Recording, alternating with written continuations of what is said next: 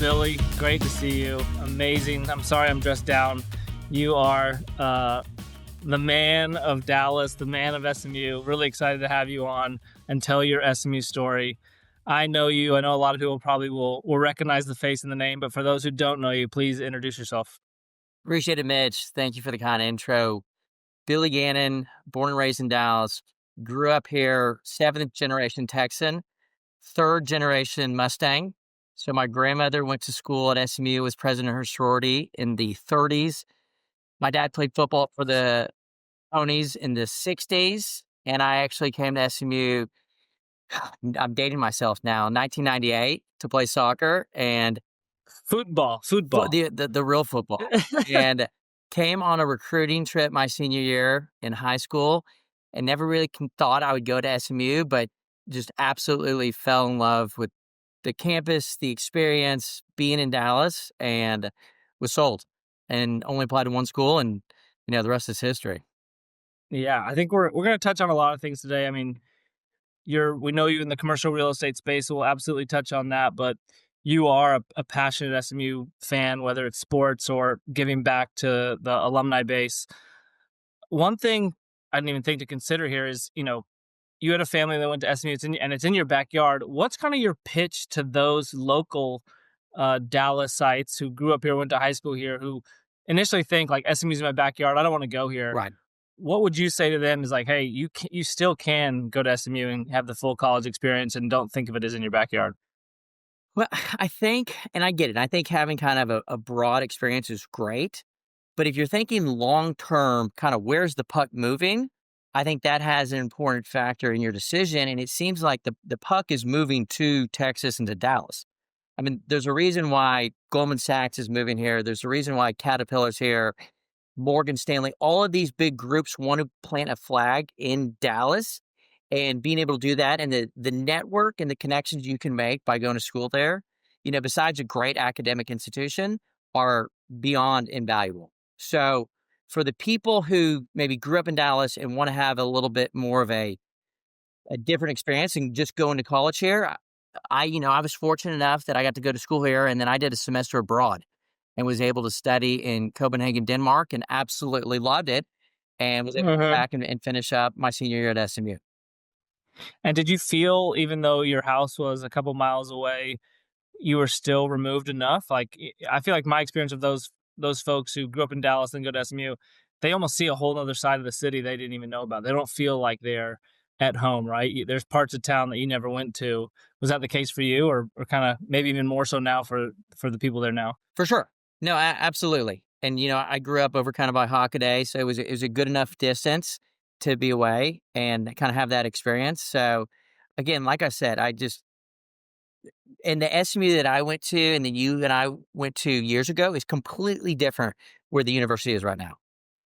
And I can't stress enough, being in a Power 4 conference, it's not just for sports, it's just for the brand of the entire university, is monumental. And I think it's evident that applications were up 50% last year for kids wanting to go to SMU, which is incredible.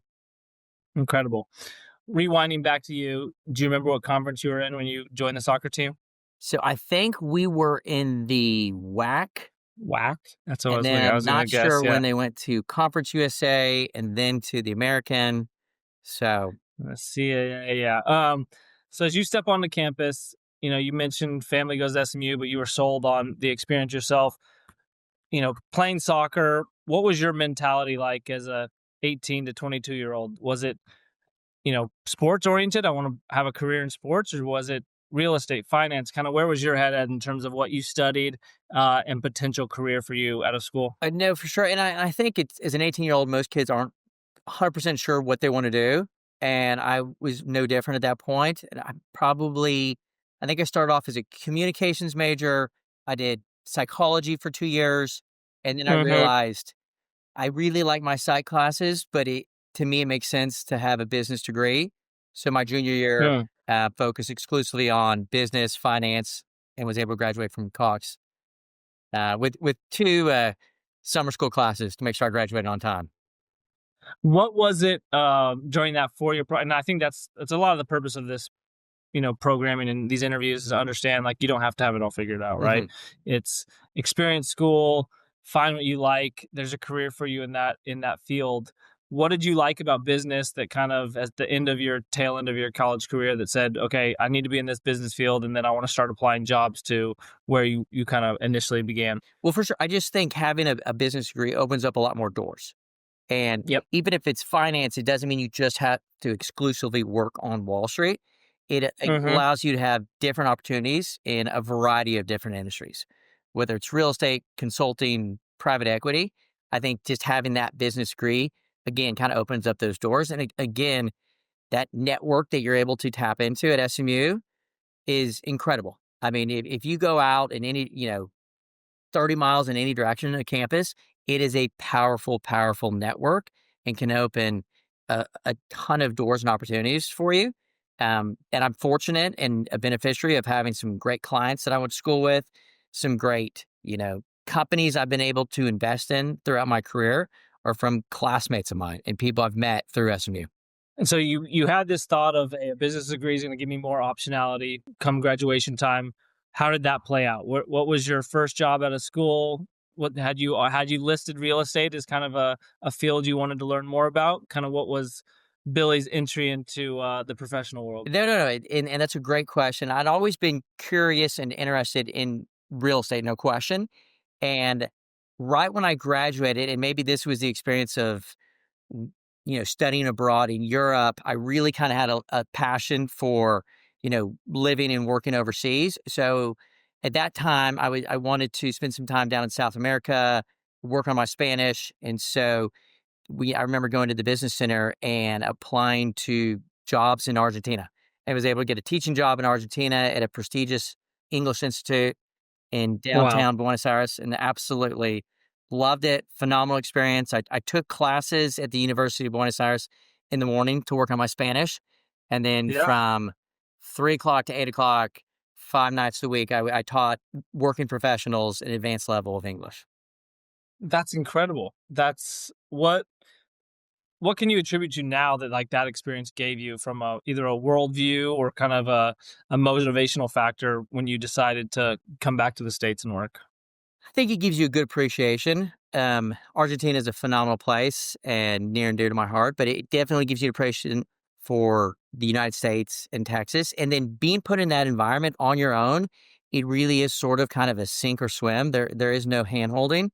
And I mean, I got kind of thrown to the wolves in my very first class where these are 40 people between the age of 25 to 60 coming after work, Hmm. spending their hard earned money to improve their proficiency in English. So it was something you had to take very seriously. And I remember having the president of the school and the principal of the school audit my first class. And so I came in and wanted to make sure that I sent a message early that I was more than capable Yeah. to handle this, and it was an invaluable experience. Enjoyed it. How long did you stay down there? Could you have seen yourself allowing that to springboard you into a world of international work, or was it kind of like, hey, I'm ready to get back to Texas? It was I was down there for 6 months and enjoyed that aspect of it, but realized Texas is home and made sense that there is no better home base in the world than Dallas. And was education of any interest when you got back, or what was the job you were able to secure when you got back, or kind of where were you at repositioning yourself now that your post grad post international studies and work are complete? Well, it was a friend of mine from SMU, and I told him I was interested in real estate. Was able to put me in touch with kind of the head appraiser at the Dallas Central Appraisal District, and so that was a Okay. great, you know, foundation in commercial real estate and learning how to value properties, learning the market, and honestly learning how to negotiate and knowing just how important that is, and the people skills that are associated with that um, are tantamount to like being a great professional is being able to negotiate. Right. So that was a great 14-month experience that was able to kind of, use as stepping stone to get into brokerage. What's the life of an appraiser? I think we all know, hey, we know the terminology, we see how it affects our lives, whether commercial or residential wise, but maybe we don't know the people behind it. If someone hears this and says, "Yeah, maybe I want to get into that field." What does the day to day look like of that role? I got to see it more at kind of a public sector role where I think Okay. those employees tend to, I think it's a very secure job and they kind of think this is a good long term position. I think for me, this was more of I knew early on this was going to be a short term role that Mhm. I'd be able Mhm. to kind of leverage into getting a more kind of permanent career position in commercial real estate. Okay. And I think that first 2 years out of school for anybody is an eye-opening education, and just seeing what your peers are doing, the job you're in, kinda understanding the associated business. I imagine that was big for you, right? You kinda saw, "Alright, I could be a building owner, I could be an operator, I could be on the brokerage side, I could be on the investment sales side." What ultimately led to you picking a role and applying or working with Cushman Wakefield, in that next career phase?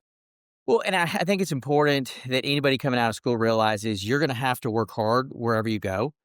I remember a good mentor of mine said, whatever you do, whichever firm hires you, you need to be part of the headlight brigade. And I kind of looked at him this puzzled look. I was like, I'm not Uh-huh. sure what that means. He's like, you need to go to the office and the headlights on your car need to be on. And when you leave the office, the headlights on the car need to be on. So it was one of those things early on when you don't know as much as maybe your seniors and your people who've been there a long time. What you can make up for is kind of work ethic. So I think Uh-huh. that's a critical thing learning early on. Um, and real estate is people know is very, very tough those early years because it takes a long time to develop kind of your clientele, your book of business. So Yep. those first 3, 4, 5 years can be very lean. And I tell any young working professional who's trying to make a career move into real estate or a recent grad, this is not a job. This is a career. You can't think, Mm. okay, I want to see how this goes for the next 12 months. You kind of have to dedicate 3 plus 5 years or so Right. before you really get to see the fruits of your labor. And what did that look like for you? Did you know you wanted to be on the office side? You wanted to be on what piece were you ready to make a career in? No, absolutely. I came very, very close to taking a job as a retail broker.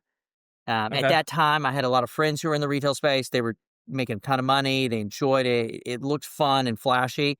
And Mhm. I was interviewing with Cushman, and the guy who opened the office there in 1974 connected with him, met the other teammates on his team, and just really was a fortunate position to get brought in under their team and have 4 mentors kind of day one. And so was privileged and fortunate enough to work with them for 5 years before I kind of broke off on my own.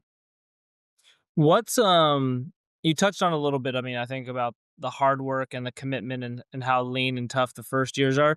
What are some of the myths about commercial real estate brokerage that you think, on the outset is a kind of looks exciting and flashy about it, that maybe those who are interested in it need to be weary of, or on the positive side, For you sure. know, Well, it can be funny. Yeah. I'll give an old school reference that it's not always Cash McMuggleson, um, Yeah.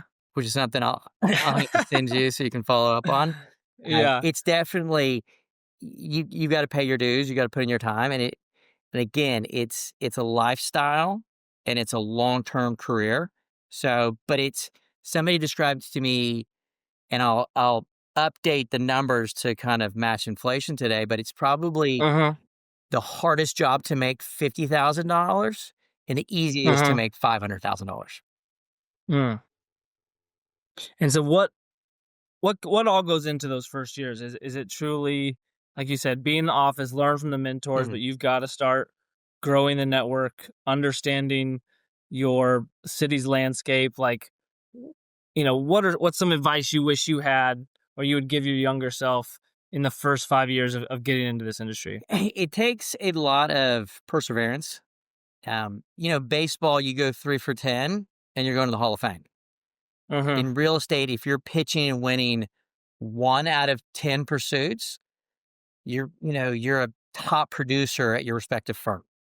So Right. that means you're losing 90% of the time.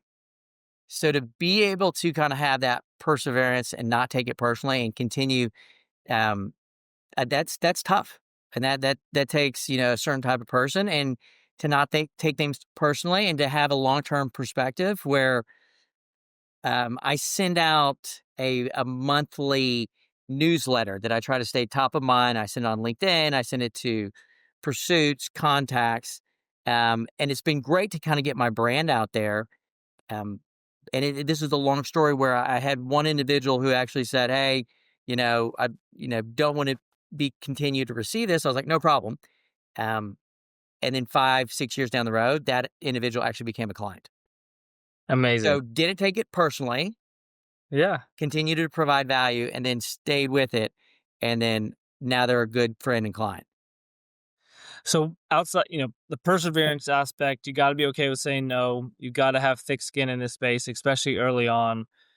Long-term vision, you got to know, hey, I'm building my network, I'm building my reputation.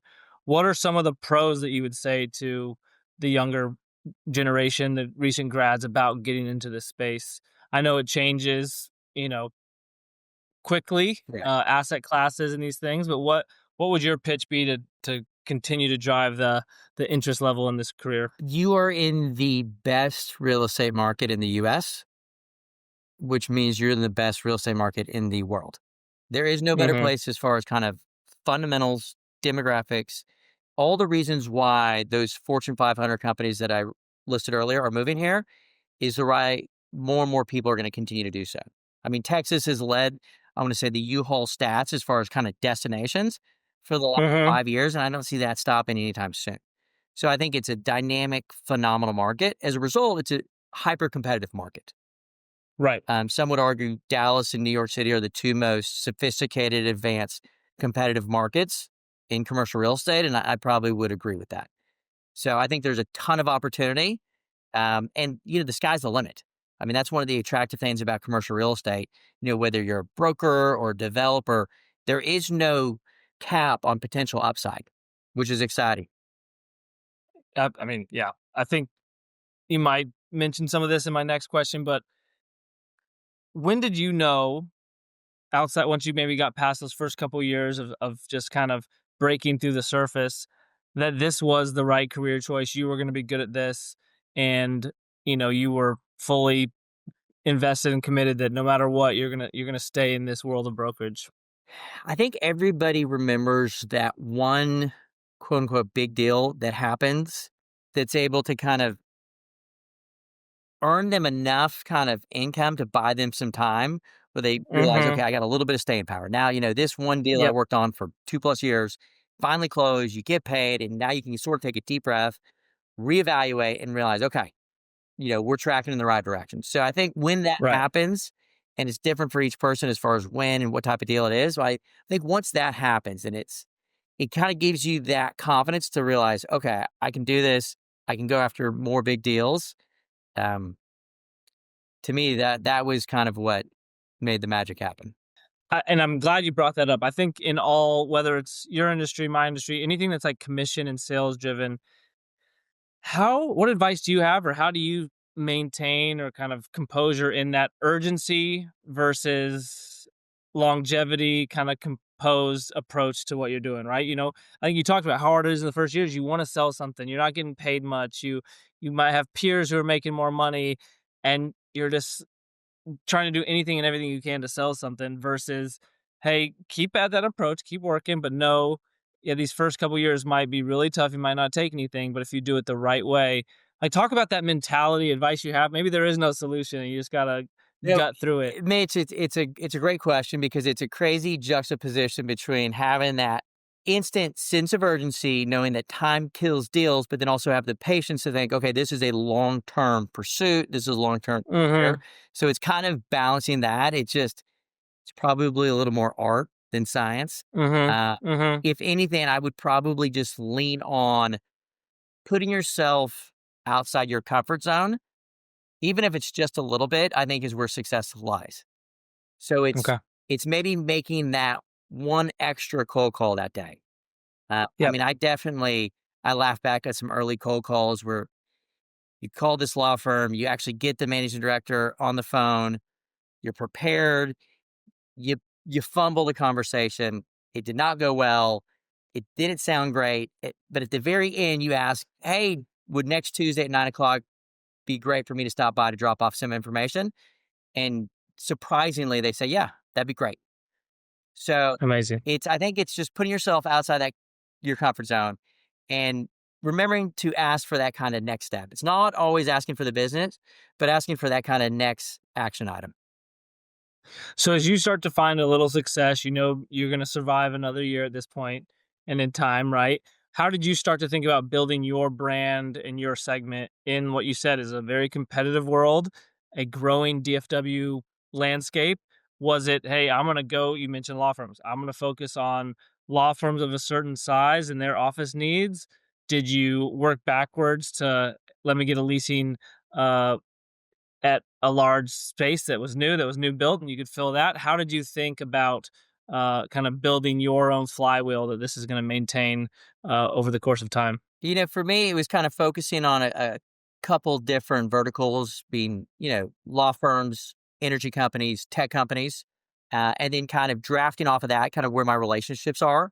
And what's interesting is, some of those relationships have taken me outside of those, where you start doing a industrial sale leaseback for a client, and you do one or two of those a year, and all of a sudden, and you make sure that you broadcast that to the market, that that's one of your skills and kind of under your scope of services, then more and more people realize it.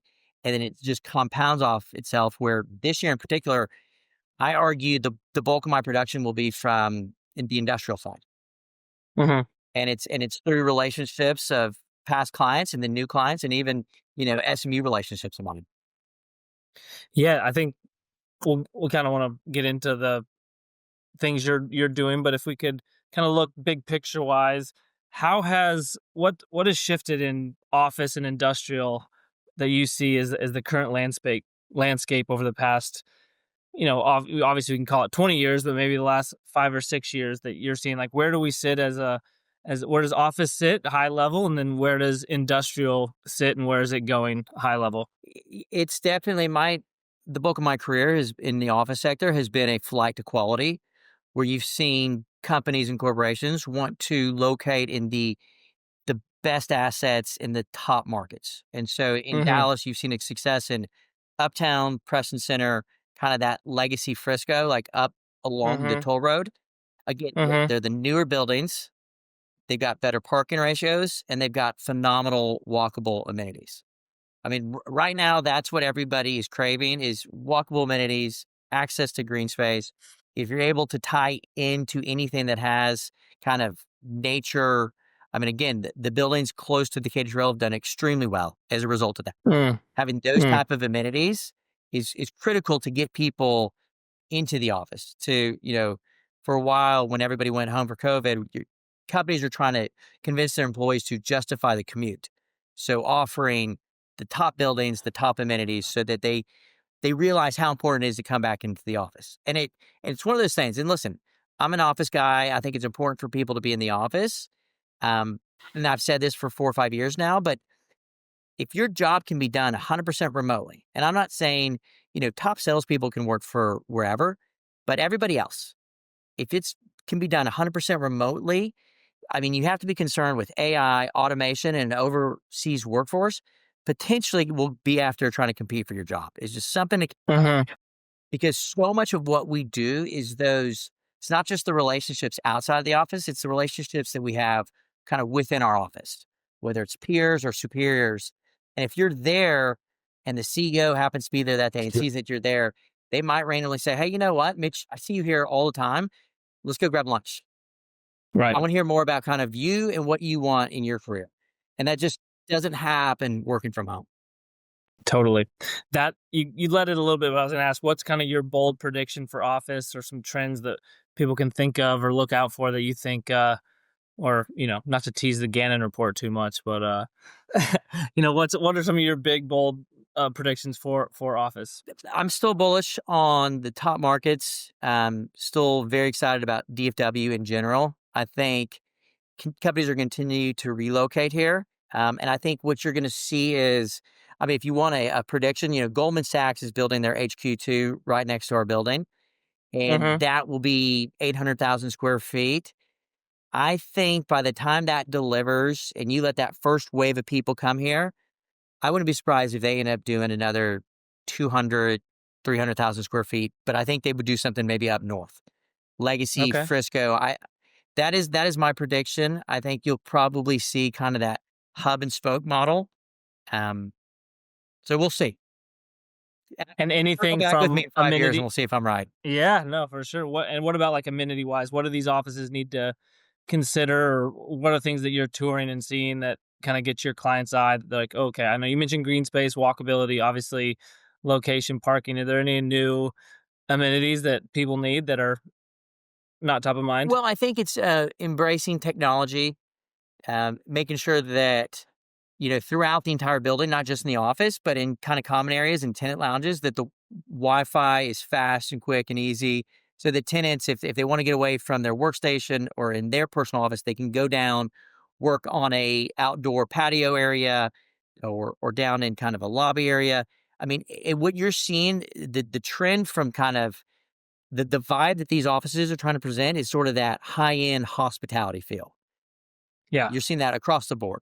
A lot of them, Okay. these buildings are having not just one deli, they're having multiple different price Mm, food and beverage options. You're having kind interesting. of high end. Rosewood Court is a great example. Office there for 4 years, one of my favorite buildings. Iconic, phenomenal Class AA building.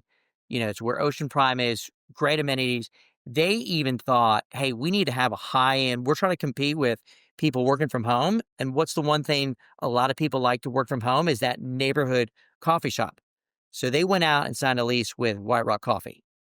Mm, People want that curated boutique coffee experience, not just absolutely. working from home, but also at the office. Yeah.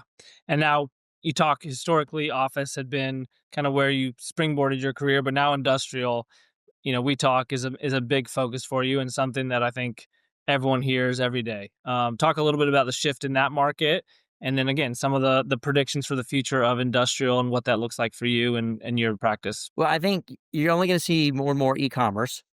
So that's a huge demand from the industrial side. And then also, I think with moving production and manufacturing back to the United States is massive.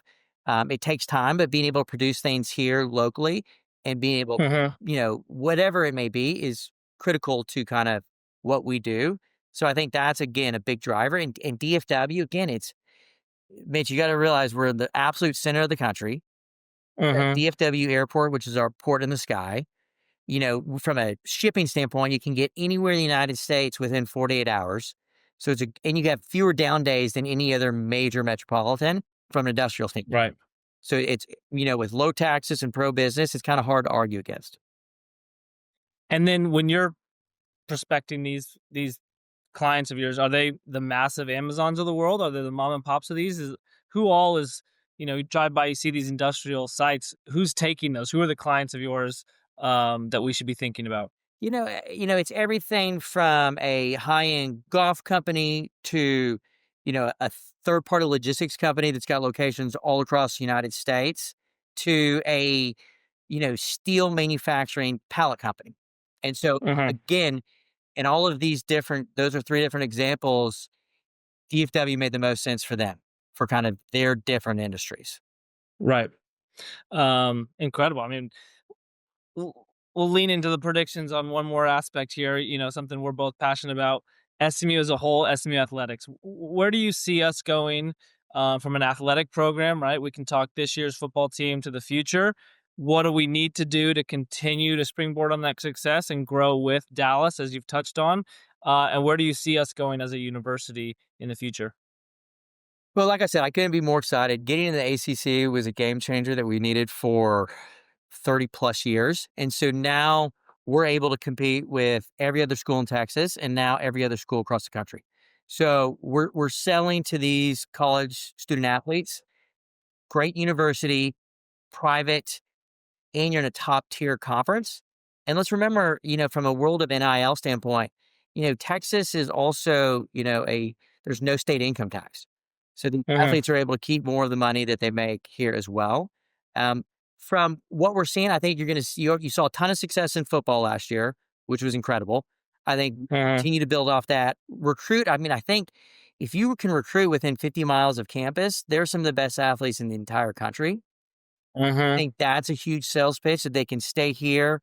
their family can see them play and they can, perform great at the collegiate level, but then you're seeing more and more Mustangs go on to the pros.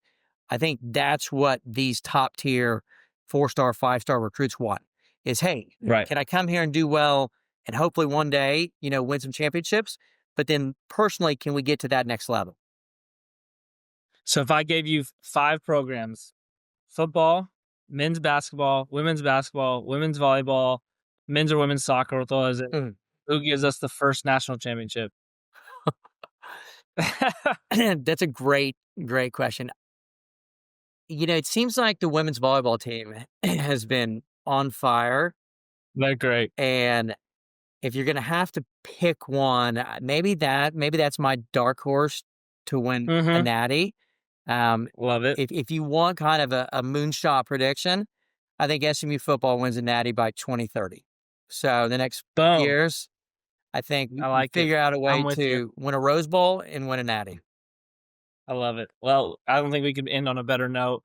Billy, you're the best Mustang pony, whatever we're calling it these days.